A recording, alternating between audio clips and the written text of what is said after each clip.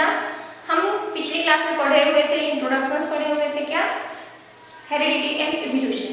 Heredity evolution के बारे में पढ़े थे। हम थोड़ा सा रिकॉल कर लेते हैं कि हमने पिछला पढ़ा क्या था। इसमें से क्या है कि हमने पीछे क्या देखा था, हेरिडिटी एंड इवोल्यूशन क्या है, what is the heredity and what is the evolution, and heredity and it's change. Heredity and heredity change ये हमने देख लिया था। इसमें से हमने कुछ साइंटिस्ट के बारे में भी देखा था। तो हम थोड़ा थोड़ा जल्दी जल्दी रिकॉल कर लेते हैं कि हेरिडिटी क्या है। Heredity biological character transferred by parents to progeny, their progeny by the gene, ये हेरिडिटी है।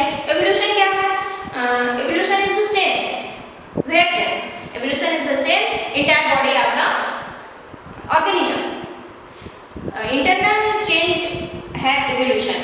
ठीक है, तो ये इवोल्यूशन और हेरिडिटी के बारे में हमने पहले पढ़ लिया है, रिकॉल कर लेते हैं। तो अब हम क्या पढ़े थे, क्या फिर क्या देखा था हमने, साइंटिस्ट। तो हमने देखा था कि ये हेरिडिटी मटेरियल जो था, सबसे पहले तो हेरिडिटी बताया किसने, मेंडल ने बताया था। मेंडल के बाद अब हम ह्यूगो डी ब्राइस ने क्या कहा कि एग्जैक्टली हम सिमिलर अपने पेरेंट्स की जैसे नहीं होते, इसलिए उन्होंने एक थ्योरी दी, म्यूटेशनल थ्योरी दी। फिर इसके बाद वॉल्टर एंड सटन ने क्या बताया कि जो क्रोमोसोम्स है ना वो पेयर्ड पाए जाते हैं। चलिए ये भी हो गया। और इसके बाद क्या हुआ, जो 3 साइंटिस्ट थे, कौन कौन से थे, एवरी, क्या नाम था, एवरी, मैकार्थी एंड मैक्लो। इन तीनों ने बताया कि जो कैरेक्टर को ट्रांसफर करते हैं ना एक जनरेशन से दूसरे जनरेशन में, वो जो मटेरियल है वो है डीएनए, एक्सेप्ट वायरसेस। कुछ वायरसेस में जो जेनेटिक मटेरियल है वो डीएनए होता है और कुछ में क्या होता है, आरएनए होता है। इसलिए तो इन्होंने क्या बताया कि डीएनए के बारे में बता दिया।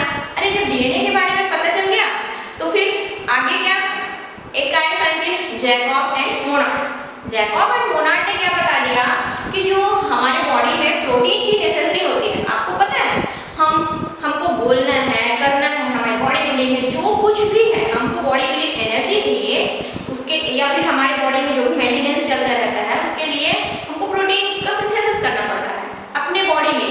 अब आप कहोगे अरे ये प्रोटीन हम बाहर से भी तो खा सकते हैं, नहीं, जो हमको जरूरत है वो हमारा बॉडी ही प्रोड्यूस करता है। जो बाहर से हम खाते हैं वो दूसरी तरह से है, वो चीज़ें हम आपको बाद में बताएंगे इन सब चीज़ों के बारे में। पर अभी आप ये जानिए कि जो फिर क्या हुआ, जैकब एंड मोनार्ड ने क्या बता दिया कि जो डीएनए है, डीएनए के पास क्या है, एक कोड है, काहे के लिए, प्रोटीन को सिंथेसिस करने के लिए। काहे के लिए, प्रोटीन को सिंथेसिस करने के लिए, यानी समझ लीजिए बॉस है कौन, डीएनए।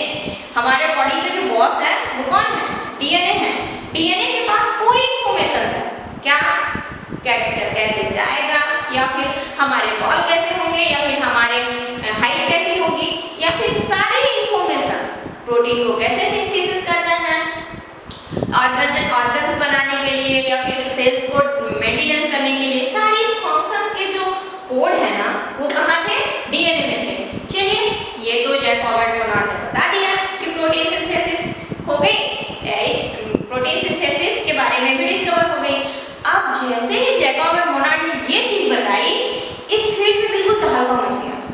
तहलका मच गया मतलब इस फील्ड में बिल्कुल क्रांति आ गई। क्या कि ये जो जीन थे ना इनके, अभी तो ये प्रोटीन सिंथेसिस हो गई, प्रोटीन सिंथेसिस के बारे में पता चल गया। अब ये जो जीन थे ना इनके अरेंजमेंट में, जीन के सीक्वेंसेस में थोड़ा बहुत चेंज होके, या फिर हम ये कहा जाए कि ये जो प्रोटीन सिंथेसिस के बाद, जैकब एंड मोनार्ड के सिंथेसिस के डिस्कवर के बाद ही कौन से फील्ड आया, genetic engineering, recombinant DNA. Genetic engineering, recombinant DNA, ये आपके लिए तो बहुत अलग से शब्द लग रहे होंगे, पर इसमें इसके वर्ड में ही इसका मीनिंग छुपा हुआ है कि ये है क्या, जेनेटिक इंजीनियरिंग। जेनेटिक का मतलब होता है क्या, जीन्स के सीक्वेंस, जीन्स के सीक्वेंस जेनेटिक है ना, जीन से रिलेटेड है। तो इसमें क्या है, जीन्स में जो सीक्वेंस होते हैं उसमें इंजीनियरिंग करना है ना।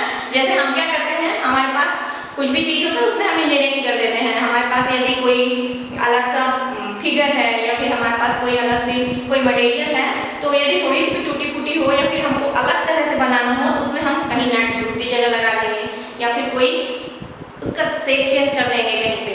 तो वो उस तरह से इंजीनियरिंग हम अपने आप में करते रहते हैं। तो वे जो जीन में जो इंजीनियरिंग होती है, यानी जीन के थोड़ी बहुत सीक्वेंसेस में, तो ये होती है जेनेटिक इंजीनियरिंग। यानी जीन्स के सीक्वेंस में चेंज करके हम क्या कर दिए, चेंज करके हम नए नए तरह के ऑर्गेनिजम्स डिफरेंसेस तरह के बनाने लगे। और डीएनए रिकॉम्बिनेंट टेक्नोलॉजी, अब ये क्या है, सेम ही है। इसमें क्या होता है, जो डीएनए होते हैं उसमें हम डीएनए के जो मॉलिक्यूल्स होते हैं, मॉलिक्यूल्स में इसका सीक्वेंस इधर उसका सीक्वेंस इधर, हम ये सब करके डीएनए को रिकॉम्बिनेट करते हैं। क्या रिकॉम्बिनेट कॉम्बिनेशन, हम सपोज दैट यदि हमने ये डीएनए बनाया और इसके सीक्वेंस में पहले से 1 2 3 4 5 इस तरह से 6 इस तरह से अरेंजमेंट है, तो ये अरेंजमेंट हमने क्या किया, डीएनए रिकॉम्बिनेंट में, जीन इंजीनियरिंग डीएनए रिकॉम्बिनेंट में इन सब चीज़ों में क्या किया जाता है, इनके सीक्वेंस में लो हमने अपनी तरफ से इस तरह से चेंज किया। तो ये जो प्रोजेनी बना वो क्या बन गया, टोटल डिफरेंट बन गया। ये जो प्रोजेनी बना वो क्या बना, डिफरेंट टाइप का। तो अब आप कहोगे अरे ऐसे करके होगा क्या, ये हमने जेनेटिक इंजीनियरिंग और डीएनए रिकॉम्बिनेंट का क्या यूज है, इसको जान के हम क्या करें। अरे ये तो बहुत ही जरूरी है। इसका यूज हमने क्या, इसके स्टडी से हमने क्या किया, ये पता कर लिया कि हम यदि एक ऑर्गेनिजम्स को दूसरे ऑर्गेनिजम्स के साथ ब्रीड करवाते हैं, है ना, इसको दूसरे दो ऑर्गेनिजम्स के गैमेट्स को हम फ्यूज करते हैं तो क्या बनेगा, एक अलग तरह से ऑर्गेनिज्म बनेगा, यानी हाइब्रिड जनरेशंस। ये सब चीजें डीएनए रिकॉम्बिनेंट और डीएनए टेक्नोलॉजी, रिकॉम्बिनेंट टेक्नोलॉजी और जेनेटिक इंजीनियरिंग के थ्रू ही हुआ। क्या, हाइब्रिड ऑर्गेनिजम्स का बनना। आप देखते हो ना, हम क्या बताते हैं कि हमने गेहूं में बहुत तरह से अलग अलग तरह से स्पीसीज यूज किए हैं। गेहूं प्लांट्स में भी, एनिमल्स में भी, सभी में आजकल क्या है, हाइब्रिड है। हाइब्रिड ही आजकल यूज हो रहा है, हाइब्रिड प्लांट्स, हाइब्रिड एनिमल्स के भी बहुत सारे एग्जांपल्स हैं, प्लांट्स के भी एग्जांपल्स हैं। तो ये है जेनेटिक इंजीनियरिंग के बारे में। अब हम एक चीज बताते हैं आपको कि और भी क्या यूज है।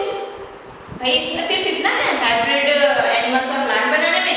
नहीं, जो जेनेटिक इंजीनियरिंग थी ना, इसके थ्रू हमने क्या किया, जैसे ऐसी डिजीज, कोई डिजीज हुई यदि, तो हमने देखा अरे डीएनए क्या चेंजेस है जो डिजीज हुई, यानी डायग्नोसिस।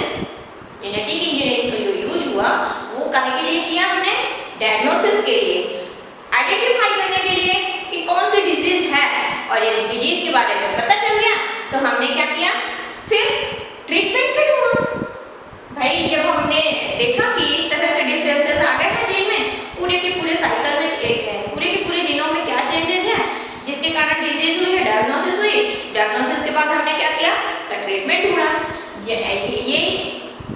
ये क्या है जो हम ये बता रहे हैं, डायग्नोसिस, किसी भी बीमारी के बारे में पता करना, डायग्नोसिस और ट्रीटमेंट, ये सब किसने किया, जेनेटिक इंजीनियरिंग ने। जेनेटिक डीएनए रिकॉम्बिनेंट टेक्नोलॉजी के थ्रू ही ये सब पता चला। तो ये इसके क्या हो गए, एप्लीकेशंस, यूजेस। ओके, तो क्या है, डायग्नोसिस, किसी भी डिजीज के बारे में पता करना, फिर उसके बाद उसकी ट्रीटमेंट करना। और हाँ, क्या यही तक है? नहीं, अब हम इसका यूज और भी एडवांस कर सकते हैं। क्या, इसका एडवांस यूज ये है कि हम किसी डिजीज को होने ही न दें, है ना। क्या है, हम उस डिजीज को होने ही न दें। ऐसी डिजीज जो वन जनरेशन से दूसरे जनरेशन में जाती है, पेरेंट्स से प्रोजेनी में जाती है, वो डिजीज भी जेनेटिक डिसऑर्डर कहलाता है। ऐसी डिजीज जो एक जनरेशन से दूसरे जनरेशन में जाती है वो क्या कहलाएगी, जेनेटिक डिसऑर्डर्स। तो ऐसे डिजीजेस में हम क्या करते हैं कि पहले से ही हम ये बीमारियां अगले जनरेशन में जाने ही नहीं दें। तो पढ़ेंगे prevent hereditary disorder. Prevent hereditary disorder. हम इस चीज का जेनेटिक इंजीनियरिंग और डीएनए टेक्नोलॉजी का, डीएनए रिकॉम्बिनेंट टेक्नोलॉजी का यूज करते हैं डायग्नोसिस में, ट्रीटमेंट में और प्रिवेंट करने के लिए क्या डिसऑर्डर्स, जेनेटिक डिसऑर्डर्स को प्रिवेंट करने के लिए भी इसका यूज किया जाता है। कैसे आपको मैम कैसे? तो हमारा जो जवाब होगा वो है कि अरे क्यों नहीं, हम पेरेंट्स में ये पहले से ही इसको ट्रीट कर देंगे। जो डिसऑर्डर्स पेरेंट्स में हैं उस डिसऑर्डर्स को हम ट्रीट कर देंगे, तो ये डिसऑर्डर्स प्रोजेनी तक जाएगा ही नहीं। तो हम क्या किए, पहले हमने बीमारी को पता लगाया, फिर उसको ट्रीट किया, फिर क्या किया, प्रिवेंट भी किया कि एक जनरेशन से दूसरे जनरेशन में ना जाए। अब चौथा यूज क्या हो गया, फोर्थ एप्लीकेशन क्या है जेनेटिक इंजीनियरिंग का? फोर्थ एप्लीकेशन ये है कि हम हाइब्रिड एनिमल्स, हाइब्रिड प्लांट्स बना सकते हैं। क्या बना सकते हैं? Hybrid animals and hybrid plant. कैसे? चलिए अब हम देख लेते हैं कैसे हाइब्रिड एनिमल और हाइब्रिड प्लांट बनाते हैं। तो हम क्या करेंगे, सपोज दैट हमने बन चुके हैं, क्या करेंगे, हमने एक डोंकी लिया। क्या किया? Donkey plus horse. हमने डोंकी और हॉर्स, डोंकी और हॉर्स की ब्रीड करवा दी और एक नया प्रोजेनी बना, वो है म्यूल। क्या? डोंकी और हॉर्स से जब हम ब्रीड करवाए तो हमको क्या मिला? नया प्रोजेनी मिला, वो है म्यूल, यानी हाइब्रिड। चलिए अब हम ये देखते हैं, आपके बुक में कुछ क्वेश्चंस हैं। क्वेश्चंस क्या हैं, चलिए देख लेते हैं और ये क्वेश्चंस का आंसर देने में आपको भी बहुत मजा आएगा क्योंकि आप सब बहुत कुछ जान गए हो। तो चलिए देखते हैं। Sketch and explain the structure of DNA and virus type of RNA. क्या बोल रहा है? आप डीएनए का स्केच बनाइए और डिफरेंट टाइप आरएनए का भी स्केच बनाइए। तो आपको तो पिछली क्लासेस में भी मैंने बताया था डीएनए क्या है, कैसे है, तो इसके स्केच करके देख लेते हैं, स्केच बना लेते हैं। तो चलिए देखते हैं।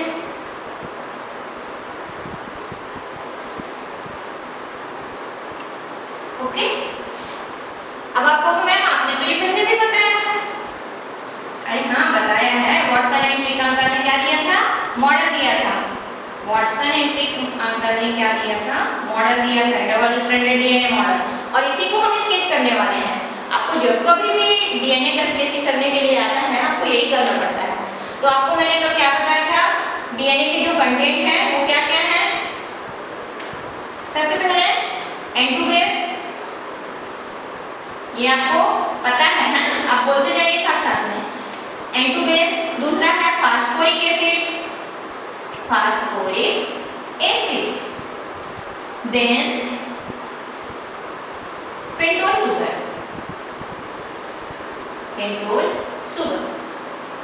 इन तीन चीजों से मिलकर बना है डीएनए। अब हम ये देखते हैं कि ये जो नाइट्रोजन बेस है डीएनए में वो कहाँ प्रेजेंट रहता है, फास्फोरिक एसिड वो कहाँ रहती है और पेंटोज शुगर वो कहाँ रहती है। तो चलिए देख लेते हैं। तो यहाँ पे हम क्या करते हैं, sp लिखते जाते हैं। sp हम बोलोगे मैम ये sp क्या है? अरे चलिए देखते हैं। sp आप किसी फ्रेंड का नाम दे दो, जैसे ऐसे आपके किसी फ्रेंड का नाम, सपोज दैट सौम्या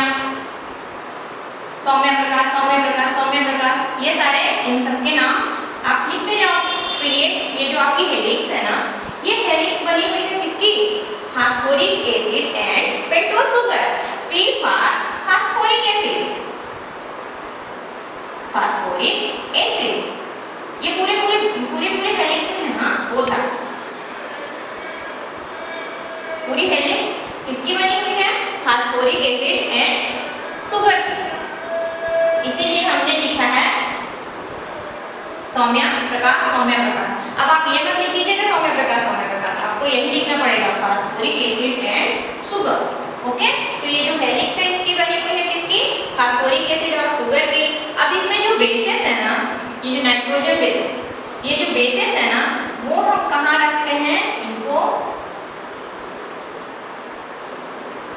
ये जो स्टेयर्स बनती है इसकी, ये जो इसके स्टेयर्स बनते हैं वो बनाते हैं कौन, नाइट्रोजनस बेस। और आपको पता ही है, मैंने कल बताया भी था, क्या बताया था कि हम नाइट्रोजनस बेस को 2 पार्ट में डिवाइड कर सकते हैं, प्यूरीन एंड पिरामिडिन, बताया था ना। प्यूरीन के लिए मैंने ट्रिक भी बताई थी, प्यूरीन और पिरामिडिन के लिए क्या ट्रिक थी, पूजा, PU फॉर प्यूरीन और guanine, G for guanine and A for adenine. तो ये हो गया पूजा, तो ये प्यूरीन का है। अब पिरामिडिन के लिए तो हमने क्या कहा था, कट द पाया, कट द पिरामिड। पिरामिडिन के लिए हमने क्या कहा था, पिरामिडिन के लिए पिरामिड बोला था, ओके। तो कट से क्या है, कट से क्या है, C for cytosine, U for uracil, then thymine. हमने ये सब चीजें देख ली थी, ओके। तो यहाँ पे हम नाइट्रोजनस बेस में चलिए रखते हैं, इनको किस तरह से रखना है, तो यहाँ पे एडेनिन का A रख देंगे और थायमिन का T रख देंगे। अब आपको कंफ्यूजन, अरे मैम आपने ऐसे क्यों किया, एडेनिन को आपने थायमिन के साथ क्यों रखा, आपने ग्वानिन और एडेनिन क्यों नहीं रख दिया, आपने साइटोसिन के साथ क्यों नहीं रख दिया। अरे हाँ, इसको भी डिफाइन करेंगे ना, हम बताएंगे, हर चीज का रीजन बताएंगे। ये जो आपको पता है, ये जो प्यूरीन का जो स्ट्रक्चर होता है, प्यूरीन का स्ट्रक्चर होता है कुछ इस प्रकार, डबल साइकिल होती है इसमें। प्यूरीन का जो स्ट्रक्चर है वो इस प्रकार है, और जो आपका पिरामिडिन होता है वो होता है इस तरह। अब आप कहोगे मैम इसका नाम तो बड़ा है और नाम छोटे, हाँ इसको हम ऐसे ही याद रखेंगे। ये जो प्यूरीन है, प्यूरीन का नाम छोटा है और इसका स्ट्रक्चर बड़ा है, पिरामिडिन नाम बड़ा है और इसका स्ट्रक्चर छोटा है। तो चलिए देखते हैं, यदि हम प्यूरीन में से दोनों, चलो प्यूरीन में प्यूरीन ही रख देते हैं, तो इसका स्ट्रक्चर यहाँ पे, ये जो इसका स्ट्रक्चर है ना, इसको होता है 20 एंगस्ट्रॉम का ही होता है, इससे बड़ा नहीं होता। यानी एक हेलिक्स से 2 हेलिक्स के बीच की जो डिस्टेंस है वो कितनी होगी, 20 एंगस्ट्रॉम, है ना। तो हम क्या करते हैं, यदि हम दोनों प्यूरीन प्यूरीन ही रखते हैं, चलिए देख लेते हैं आपको करके, GA भी कर देते हैं यहाँ पे, GA। यदि हम प्यूरीन प्यूरीन ही रखते हैं तो इसका स्ट्रक्चर बड़ा हो जाता है, क्योंकि डबल साइकिल है ना, तो ये स्ट्रक्चर क्या होता है, बड़ा हो जाता है और ये इसके बाहर आ जाता है। इसलिए हम ऐसा नहीं कर सकते, एक डबल साइकिल और एक सिंगल साइकिल। इसलिए हमने यहाँ पे हमने एडेनिन रखा और यहाँ पे हमने थायमिन रखा। अब ऐसा भी कर सकते हैं, यहाँ पे आप थायमिन रख सकते हो, यहाँ पे आप एडेनिन रख सकते हो, कोई भी दिक्कत नहीं है इसमें। तो फिर अब आपका दूसरा क्वेश्चन, अरे आपने ये कैसे किया, आप एडेनिन को साइटोसिन के साथ क्यों नहीं रखा। चलिए ये भी देख लेते हैं कि हमने ऐसा क्यों किया। हम एडेनिन को इसके साथ साइटोसिन के साथ में नहीं रखा। यहाँ पे हम ऐसा नहीं कर सकते। अब क्यों, ये जो एडेनिन होता है ना, एडेनिन डबल बॉन्ड से जुड़ता है, डबल हाइड्रोजन बॉन्ड, इनमें क्या पाए जाते हैं, डबल हाइड्रोजन बॉन्ड, और थायमिन में भी डबल हाइड्रोजन बॉन्ड, ओके। तो डबल बॉन्ड की हम बॉन्डिंग करवाएंगे, तो इसीलिए हमने क्या किया था, यहाँ पे थायमिन और यहाँ पे ये जो बॉन्ड्स है ना, इनमें बॉन्ड बनते हैं हाइड्रोजन बॉन्ड, डबल बॉन्ड से हमने इसको शो कर दिया, थायमिन और एडेनिन, ओके। अब कोई कंफ्यूजन नहीं ना, जितने भी मैं आपके साथ में क्रॉस क्वेश्चन करती जाती हूँ ना, ये क्वेश्चन समझ लीजिए एक एक क्वेश्चन आपके पीएमटी के क्वेश्चंस है ना। आप इन क्वेश्चंस को अपने लैंग्वेज में लिखते जाइए और ये बहुत ही इंपॉर्टेंट है। तो मैंने क्या कहा कि हमने थायमिन को एडेनिन के साथ में इसलिए रखा क्योंकि ये थायमिन भी डबल बॉन्ड बनाता है और एडेनिन भी डबल बॉन्ड बनाता है, तो इसलिए हमने इसको रखा। आप देख लेते हैं, अब क्या आएगा, दूसरा आ गया हमारा, दूसरा स्टेप बनाने आ गया कौन सा, ग्वानिन एंड साइटोसाइन, ओके। अब आप एक क्वेश्चन आपको फिर से बनता है, क्या मैम आपने यूरासिल क्यों नहीं रखा, यूरासिल के बारे में तो कुछ भी नहीं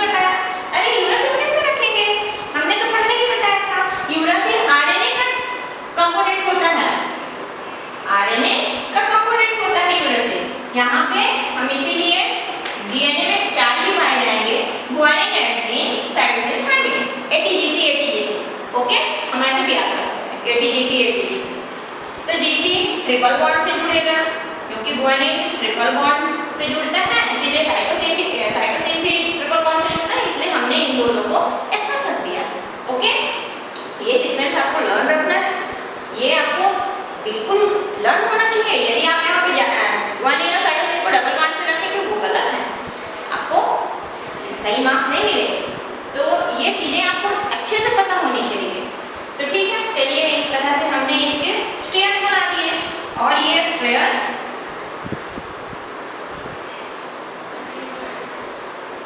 ऐसे ही बनाते जाएंगे। ओके, ये हम यदि एक हेलिक्स में भी बना लिए तो ये हम समझ जाएंगे कि पूरा बन गया। ओके, तो ये हमारे बन गया नाइट्रोजनस बेस। तो हमने स्केच कर दिया किसका, डीएनए का। हमने बता, अब हम इसको शो कर सकते हैं। ये क्या है, N2 बेस, ये हमने पहले ही बता दिया, फास्फोरिक एसिड और शुगर है। और क्या बता सकते हैं, ये है क्या, हाइड्रोजन बॉन्ड। ये क्या है, हाइड्रोजन बॉन्ड। अब एक चीज और, ये जो पूरी कॉइल है ना, इस पूरी कॉइल की जो साइज होती है वो है 34 एंगस्ट्रॉम और एक सेगमेंट की जो साइज है वो है 3.4 एंगस्ट्रॉम। और जो एक सेगमेंट होते हैं, इन सेगमेंट्स में ओनली 10 नाइट्रोजनस बेस पाए जाते हैं। 10 स्टेयर्स, ऐसे समझ लीजिए, एक सेगमेंट में, एक कॉइल में 10, 1 2 3 4 5 6 7 8 9 एंड 10 ही नाइट्रोजनस बेस होते हैं। यानी एक कॉइल की जो साइज है 3.4 एंगस्ट्रॉम है और इसमें जो नाइट्रोजनस बेस है वो कितने हैं, 10, ओनली 10।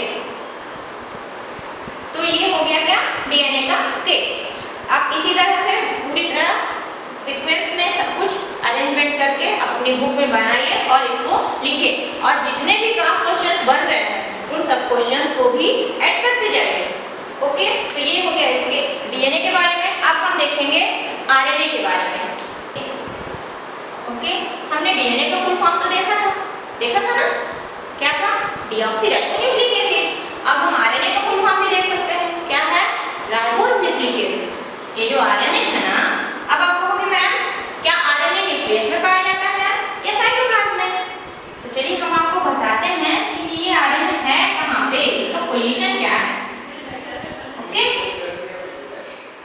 ये जो आरएनए है ना, ये आरएनए, ये आपको तो पता है आपका डीएनए कहाँ है, डीएनए न्यूक्लियस में। ओके, कहाँ है, न्यूक्लियस में है आपका डीएनए। और आरएनए में, आरएनए के जो टाइप होते हैं कितने, आरएनए के 3 टाइप होते हैं, टीआरएनए, आरआरएनए एंड एमआरएनए। आप कहोगे मैम एक ही काम था, 3 क्या करेंगे? अरे जरूरत है ना, ये जो तीनों है ना बहुत इंपॉर्टेंट है बाबा। प्रोटीन सिंथेसिस में इनका ही खेल है पूरा, किसका, टीआरएनए, आरएनए और एमआरएनए का। तो चलिए देख लेते हैं टीआरएनए का फुल फॉर्म क्या है। टीआरएनए का जो फुल फॉर्म है वो है transferred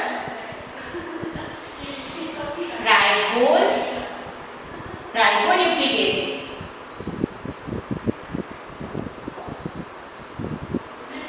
okay, transfer ribonucleic acid. RRNA ribosomal ribonucleic acid. Okay, mRNA, चलिए इसको भी देख लेते हैं, तुम कौन हो भाई। एमआरएनए बोलता है मैं हूं मैसेंजर,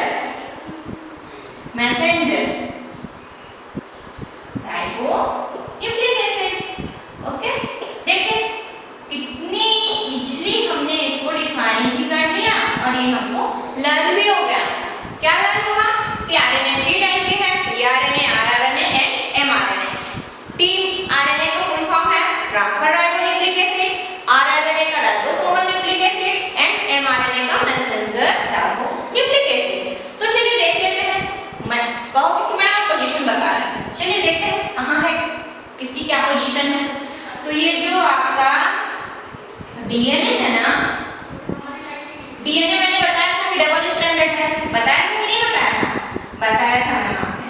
और इनमें इनकी मैंने सीक्वेंस भी बताई थी, क्या एटीजीसी एटीजीसी है ना, इस तरह से बताया था ना मैंने।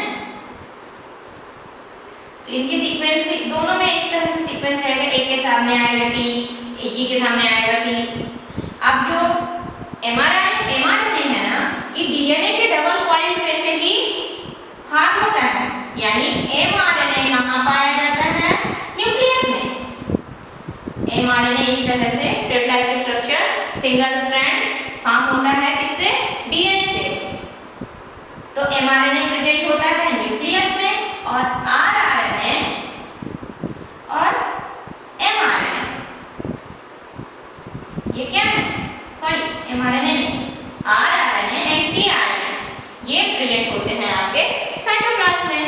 ओके, कहाँ प्रेजेंट होते हैं? साइटोप्लाज्म में। तो इनकी पोजीशन बता सकते हैं ना हम? क्या बता सकते हैं? अब जैसे ही ये एमआरएनए फॉर्म होता है ना, न्यूक्लियर पोर की हेल्प से ये आ जाता है कहाँ? साइटोप्लाज्म में।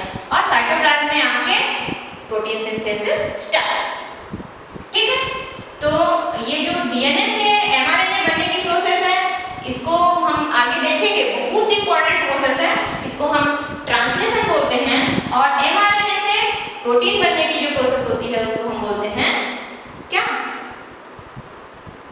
ट्रांसलेशन। सॉरी, एमआरएनए से डीएनए से एमआरएनए बनने की जो प्रोसेस है उसको हम ट्रांसक्रिप्शन बोलते हैं। और एमआरएनए से प्रोटीन बनने की जो प्रोसेस है उसको हम बोलते हैं ट्रांसलेशन। तो ये प्रोसेस हम पढ़ेंगे, बहुत डिटेल में पढ़ेंगे और अच्छे से पढ़ेंगे ताकि हमको हमेशा याद रहे।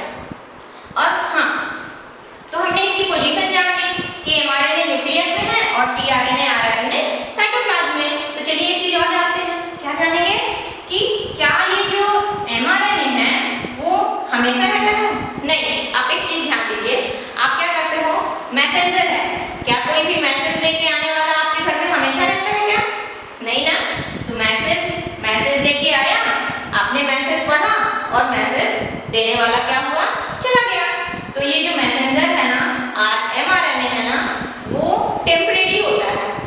मैसेज दिया, मैसेज क्या था कि डीएनए से एमआरएनए का फॉर्मेशन हुआ, इसको ट्रांसक्रिप्शन कहते हैं। ट्रांसक्रिप्शन में एमआरएनए का क्या काम हुआ? भाई डीएनए ने क्या दिया? एक मैसेज दिया कि तुम इस तरह से प्रोटीन का सिंथेसिस करो, ये इसेंशियल है, ये जरूरी है आपके सेल के लिए। तो ये मैसेज किसने रीड किया? टीआरएनए ने रीड किया और ये इसका काम हो गया खत्म। एमआरएनए का काम क्या हुआ? खत्म। डिलीट करो, मैसेज को डिलीट करो। अब जब हमको जरूरत होगी ना फिर से यदि हमको यही प्रोटीन बनाना हुआ, तब भी हमारा ये न्यूक्लियस डीएनए बनाने देगा एमआरएनए। हम वही एमआरएनए नहीं यूज करेंगे। एक एमआरएनए सिर्फ एक ही बार यूज होता है। ओके, एक ही प्रोटीन के लिए यूज होता है। तो ये हो गया क्या आपका एमआरएनए और टीआरएनए के बारे में। और आरआरएनए और टीआरएनए जो है वो परमानेंट होते हैं। आरआरएनए और टीआरएनए जो है वो परमानेंट होते हैं और आपका एमआरएनए टेम्परेरी होता है, यानी यूज हुआ और उसका काम खत्म, डिलीट मारो। तो ये चीजें हैं क्या आरएनए के बारे में। अब आरएनए के बारे में एक चीज हम और जान लेते हैं कि इनके स्केच कैसे बनाए। तो ये जो टीआरएनए, आरआरएनए और एमआरएनए है ना, इनके स्केच, टीआरएनए का जो एमआरएनए का स्केच तो आपको पहले से ही पता है, क्या? Single strand line. और ये जो इसकी सिंगल स्ट्रैंड है वो किसकी बनी है? सुगर एंड फास्फोरस की, फास्फोरिक एसिड की, सुगर एंड फास्फोरिक एसिड, ये सिंगल स्ट्रैंड। और इनमें भी क्या है? N2 बेस है। N2 बेस में क्या आएगा आपका? यही आएगा A T G C। Okay, T A C G, ये क्या है? इसके सीक्वेंस है। क्या सही है ये? मैंने एमआरएनए का ये क्या बनाया? डायग्राम बनाया। आप भी बना लिए होंगे, हैं? क्या सही है? अरे बिल्कुल गलत है, ये बनाओगे तो अंडा मिलेगा। क्यों? हमने पहले ही बताया था ना कि यहाँ पे mRNA जो है, RNA में जो है वो थायमिन की जगह क्या आएगा? यूरासिल। क्या आएगा? यूरासिल। तो ये है आपका mRNA का सही स्ट्रक्चर। आपको यही बनाना है, टी की जगह थायमिन की जगह यूरासिल आएगा। जो mRNA में सीक्वेंस रखेंगे हम इस तरह का रखेंगे। ओके, तो ये है आपके mRNA का स्टेज। अब हम देख लेते हैं tRNA का स्टेज। ये जो rRNA और tRNA है ना, बहुत ही कॉइल्ड है, और rRNA तो बहुत ही कॉइल्ड है। इसका स्टेज तो इजीली निकालना ही नहीं होता, rRNA के बारे में कोई पूछता ही नहीं है। तो tRNA का जो स्टेज है वो हम देख लेते हैं। tRNA का स्टेज इस तरह हम बनाते हैं।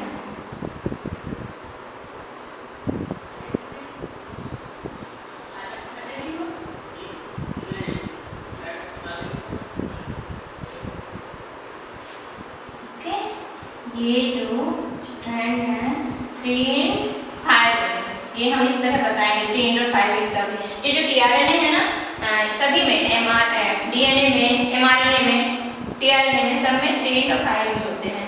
3 से रीडिंग होती है और 5 से सिंथेसिस होती है। ठीक है, कोडिंग होती है। तो अब हम देख लेते हैं ये जो स्ट्रक्चर्स हैं इनमें हम बना देते हैं क्या? Hydrogen bond. ये क्या है? Hydrogen bond. और ठीक है, आपने देखा था कि mRNA के पास क्या था? कोड था, कोडॉन थे, उसके पास कोड था। तो ये जो tRNA है ना, इसके पास क्या है? ये है एंटीकोडॉन। उसके पास कोड है तो इसके पास रीडर है, पढ़ने के लिए एक साइट है इसके पास, एंटीकोडॉन साइट है। यहीं से ये रीड करता है कि क्या कि mRNA में क्या कोड है। ओके, अब आप ये क्वेश्चन, आपका क्वेश्चन क्या हो सकता है? ये है tRNA का डायग्राम। ये क्या है? tRNA। ओके, आपका क्वेश्चन क्या हो सकता है? मैम आपने हाइड्रोजन बॉन्ड सिर्फ कुछ ही जगहों में क्यों बनाया है, लूप्स में क्यों नहीं? ये जो लूप है ना, ये लूप्स है, इनमें क्यों नहीं बनाया हाइड्रोजन बॉन्ड? अरे इनमें हाइड्रोजन बॉन्ड इसलिए नहीं बनाया क्योंकि इनमें बनते ही नहीं है। इनमें जो नाइट्रोजनस बेस होते हैं वो एबनॉर्मल होते हैं। एबनॉर्मल का मतलब एक ही जगह, अब ATGC है जहाँ जहाँ पे, वहाँ पे हाइड्रोजन बॉन्ड बन गया। ठीक है, अब यहाँ पे क्या है? सीक्वेंस में नहीं है, इसलिए स्ट्रक्चर क्या हुआ? स्वेल्ड हो गया और बना दिया गया लूप। इसीलिए tRNA के लूप में कभी भी हाइड्रोजन बॉन्ड आपको नहीं मिलेगा। ओके, तो यहाँ पे एक क्वेश्चन, ये जो मैं क्रॉस क्वेश्चन आपसे करती हूँ ना, ये क्वेश्चन बहुत इंपॉर्टेंट है। ये PMT के एक क्वेश्चन है, आपको ये लिखने हैं, सब आपको लर्न होने चाहिए। ओके, तो ये है लूप में हाइड्रोजन बॉन्ड क्यों नहीं बन रहे, और जहाँ पे हाइड्रोजन बॉन्ड बन रहे हैं वो क्या है?